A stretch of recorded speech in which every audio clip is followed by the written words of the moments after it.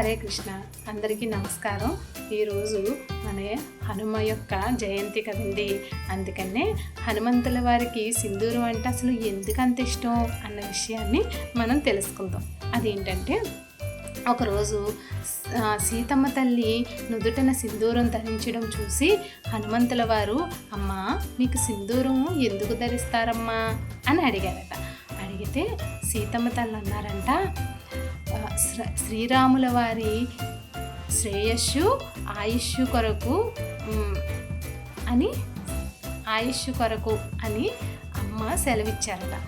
అంతటితో శ్రీరాముల వారికి సీతమ్మ తల్లి చిటికెడు సింధూరం ధరించినంతనే ఆయుష్షు శ్రేయస్సు కలుగుతాయి అంటే, మరి నేను ఒళ్ళంతా పూసుకుంటా సింధూరం, అప్పుడు శ్రీరాముల వారికి ఇంకా ఎక్కువ ఆయుష్షు శ్రేయస్సు కలుగుతాయి అని చెప్పి స్వామి హనుమ ఒళ్ళంతా సింధూరం పూసుకున్నారు.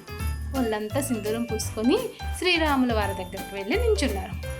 శ్రీరాముల వారు చూసి, హనుమ ఏంటిది ఒళ్ళంతా సింధూరం పూసుకున్నావు అని అడిగారంట.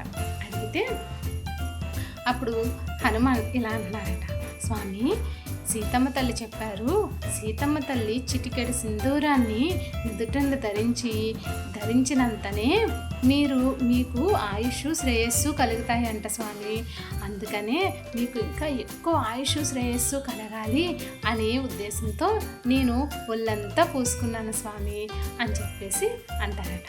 అప్పుడు శ్రీరామచంద్ర ప్రభు హనుమను చూసి, హనుమ నిన్ను మించిన భక్తులు లేరయ్యా అని ఆనందపడుతూ స్వామి హనుమకి ఇలా అంటారట, హనుమ ఇక పైన నీ దగ్గరికి వచ్చిన భక్తులు ఎవరైనా సరే, ఎంత కష్టంలో ఉన్నా సరే, నీకు సింధూరాన్ని సమర్పించినా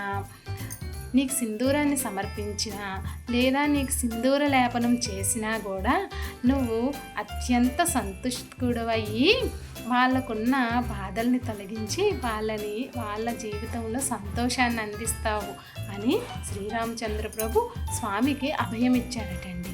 అప్పుడు హనుమ దాంతో ఎంతో సంతోషించారటండి. ఇప్పుడు మీకు అర్థమైందా? అందుకే ఇకపై హనుమ గుడికి వెళ్ళేటప్పుడల్లా, హనుమంతుల వారిని దర్శించుకోవడానికి వెళ్ళినప్పుడల్లా సింధూరాన్ని తప్పక తీసుకువెళ్ళండి, స్వామికి సమర్పించుకోండి. మీ జీవితంలో ఉన్న కష్టాలు నష్టాలు అన్నీ తొలగిపోయి ఆనందాన్ని అయితే పుష్కలంగా అందిస్తారండి. కాబట్టి ఈ విషయం మీకు అర్థమైంది కదా. మీకు అర్థమైంది కాబట్టి తప్పకుండా మీరు మీకు తెలిసిన వాళ్ళకి తెలియజేయండి. అంతేకాకుండా నా ఛానల్ని లైక్ చేసి సబ్స్క్రైబ్ చేసుకోండి. ఉంటాను మరి. నమస్కారం. ధన్యవాదాలు.